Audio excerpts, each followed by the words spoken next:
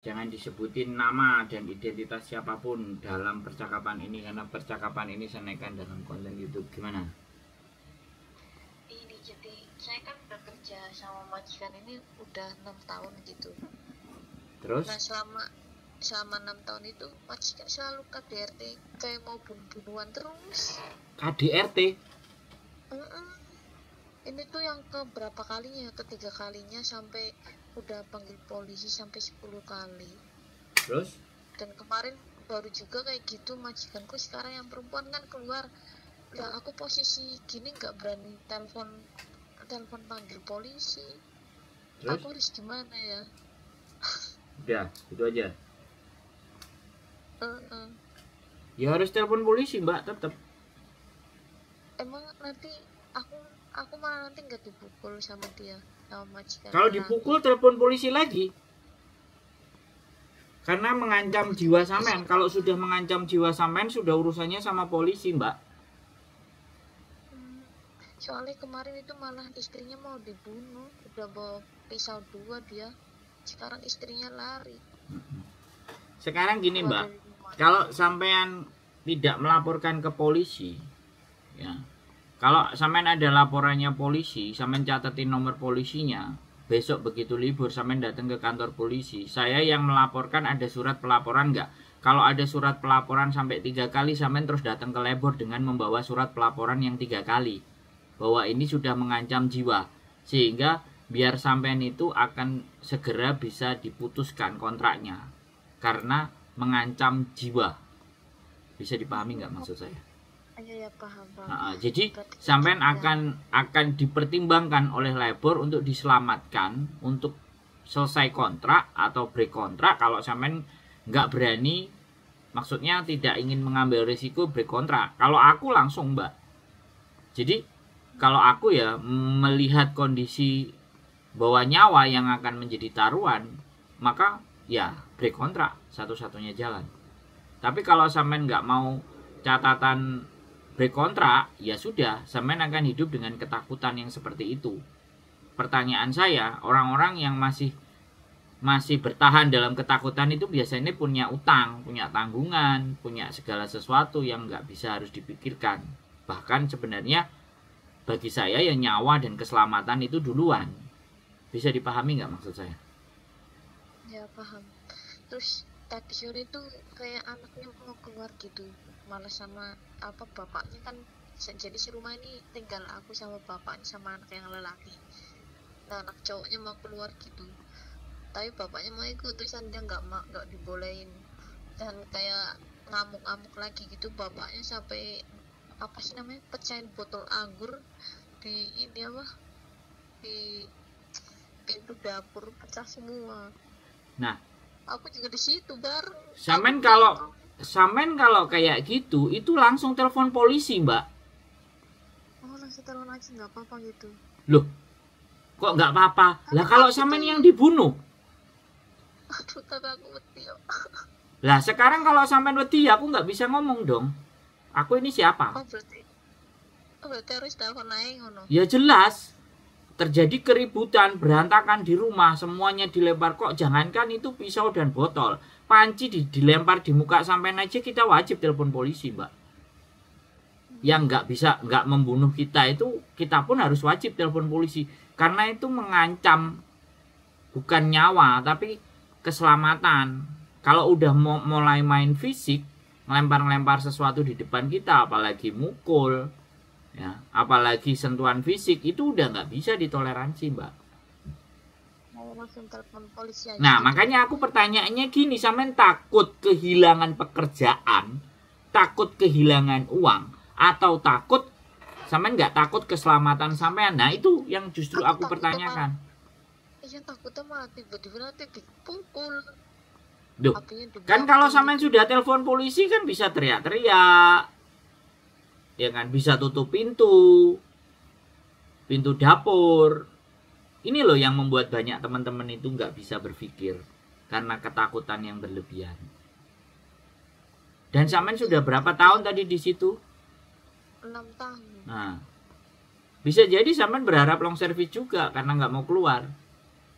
Enggak juga sih orang. Lah iya. Sekarang kalau enggak terus ngapain sampean pertahankan dengan soalnya sama majikan yang perempuan itu udah enak kan, emang masalahnya sama yang lelaki. sekarang mau yang perempuan enak, mau yang laki-laki enak, kalau keselamatan sampean yang menjadi taruhan itu piye terusan?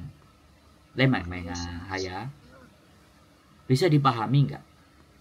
Iya, paham. Saya keras, saya ngomong kenceng kayak gini, ya. Sebenarnya tidak ada hak.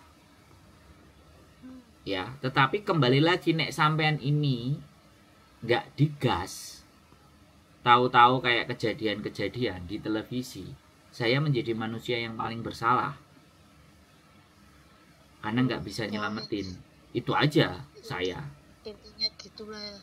Ah. Harus lapor, cepat lapor. Iya, jadi kalau ada laporan polisi 3 kali dan sampean bisa catat tanggalnya, sampean catat namanya, labor akan cross check ke kantor polisi. Iya, ternyata 3 kali. Dan saya ini, nyawa saya terancam, ini harus bagaimana? Apakah saya harus break kontrak atau bagaimana saran labor? Kalau saya ya break kontrak, udah nggak peduli kalau saya. Mau anaknya baik, mau ibunya, mau anaknya baik, mau ibunya baik, semuanya baik. Tapi kalau keselamatan yang jadi taruhan dan kita tinggal sama orang yang gila dan gilanya nggak bisa kira-kira, entah kumatnya hari ini, besok atau lusa, atau tahu-tahu jam 12 malam kumat, coba Mbak, sampean pikirkan ulang. Kalau sampean masih hidup, rezeki masih bisa dicari. Lah nek sampean moro-moro disuduk, apa gak sampean jadi mati syahid sekalian? Apakah itu yang sampean mau? Mati syahid loh. Jihad fisabilillah loh kalau aku bilang. Sampean berjuang untuk keluarga, tapi akhirnya harus meregang nyawa karena dibunuh sama majikan. Coba. Apa gak jadi berita? Loh, enggak, makanya sekarang tidak ada bicara takut-takut. Sekarang harus putuskan. Ya kan, kalau itu ceritanya sampean lo ya, itu ceritanya sampean, aku nggak ngerti. Ada anak-anak itu tambah kontraknya nanti awal Januari tahun depan ini tambah kontrak, tapi pikir-pikir kayak serem gitu. Aku gak ngurus Mbak, mau kontrak nambah, mau gajinya 10.000, tapi kalau nyawanya yang jadi taruhan is no way. Segera hengkang, segera cabut. Pertanyaan saya, sampean sudah 6 tahun di majikan itu, rekod sampean jelas bagiku ya wis the best. Kontrak siji, kontrak loro wis apik. Sampean tahun ke-6. Berarti kontrak piro? 2 kontrak lebih. Mau 3 kontrak. Itu kan mau 3 kontrak. Mau 3 kontrak nanti Januari habis. Lah you the best. Bisa dipahami maksud saya ya, tapi kali lagi ya nggak tahu cerita sampean bohong apa kalah-kalahan, aku nggak ngerti. Tapi kalau situasinya ya enggak, sekarang kan boleh kan saya berpikir negatif sama sampean kan ya boleh, 10%, 20% kan boleh, sampean ngomongnya mengada-ada kan boleh kan Mbak, boleh kan? Iya boleh. Ya sampean nggak boleh ngongkon aku kudu percaya, gue percaya aku terus 100% kan, ya nggak boleh begitu juga dong, boleh nggak? Saya boleh berpikir kan sampai ini ceritanya play victim, atau ceritanya males, apa ceritanya bingung, apa wis gak iso mikir sama sekali malahan karena keweden tadi kan. Nah boleh kan saya berpikir seperti itu sebagai seseorang yang saya nggak melihat langsung, saya hanya mendengar kata-kata sampean, mengangkat telepon sampean. Jadi kan kita nggak ngerti situasi yang terjadi di tempat sampean ya. Tapi rata-rata teman-teman kalau ketakutan pasti gak bisa mikir, pasti. Nah, sampean kan jadi salah satunya. Ya bukan berarti aku suuzon sama sampean, enggak. Tapi saya tetap dalam ceritanya teman-teman, saya akan menaruh 10 maksimal 20% apa yang mereka sampaikan. Itu kira-kira. Sebelum telepon emang agak bingung caranya gimana ini, apa aku harus keluar apa gimana gitu. Jangan keluar. Kalau sampean mau keluar dari situ dan semuanya harus pakai prosedur telepon polisi. Buat Kan? ikut prosedur. Ya, biar memang ikut prosedur. Memang kan kalau orang ngongkong ada bahaya ya polisi yang ngatasi. Kalau sampean syukur punya agent yang baik dan benar, agentnya tahu, agentnya paham, ya wis. Kalau enggak ya agentnya di WhatsApp aja, biar ada record bahwa sampean menghubungi dia. Mem atau miss atau CC atau KC apa semuanya, aku dalam posisi bahaya, majikanku ngamuk-ngamuk, walaupun cuman voice call atau voice message, setidaknya sampean menyampaikan emergency.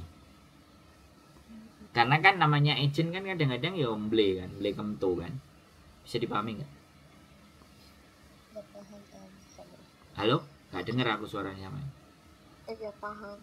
Jadi ya agent hanya harus kita beritahu, kita konfirmasi, terlepas dia ngangkat atau tidak, dia menerima pesan sampean. Jadi kalau ada cerita-cerita kronologis itu nanti ditanya, kamu kok nggak telepon agentmu, kamu kok nggak ngabari agentmu, atau si agent nyalahno, kowe kok nggak nelpon aku, lah iki aku wis voice. Kan sampean nggak bisa disalahkan, bener nggak aku ngomong? Setidaknya ada pihak ketiga gitu yang tahu lah. Kenapa? Nggak cuma ya, setidaknya ada pihak agensi atau siapa yang tak gitu. Loh, kalau aku kan makanya tak rekam jadi konten, Mbak. Yang buh namanya sampean siapa, tapi kalau sampean voice, dia kan nggak bisa nyalain gitu loh. Paham nggak maksudku? Iya, paham. Ibaratnya harus lapor agensi juga. Bukan harus, tapi setidaknya untuk melindungi sampean gitu loh. Karena labor itu yang karena KJRI itu tidak akan menanyakan ke majikan, KJRI akan menanyakan agennya. Bisa dipahami nggak? Iya, bisa. Ya, KJRI itu selalu yang dicarinya agen, bukan majikan. Tapi kalau sampean lapor ke labor itu langsung ke majikan. Itu bedanya. Itu yang ingin saya tekankan ke teman-teman. Kalau kalian nggak ke labor, ya paling tidak ke agent. Agentnya nggak respon, nah ke KJRI. KJRI pasti manggil agentnya. Kalau nggak kan dicabut lisensinya. Bisa dipahami nggak maksud saya? Iya, paham maksudnya. Jadi kalau sampean langsung mau memperkarakan majikan, langsung ke labor. Kalau labor nggak akan nanya KJRI lagi. Bisa dipahami. Di sini poinnya. Jadi bukan harus, tapi setidaknya ada berita yang bisa sampean sampaikan ke agent bahwa sampean posisinya sekarang lagi dalam bahaya, kan begitu maksud saya.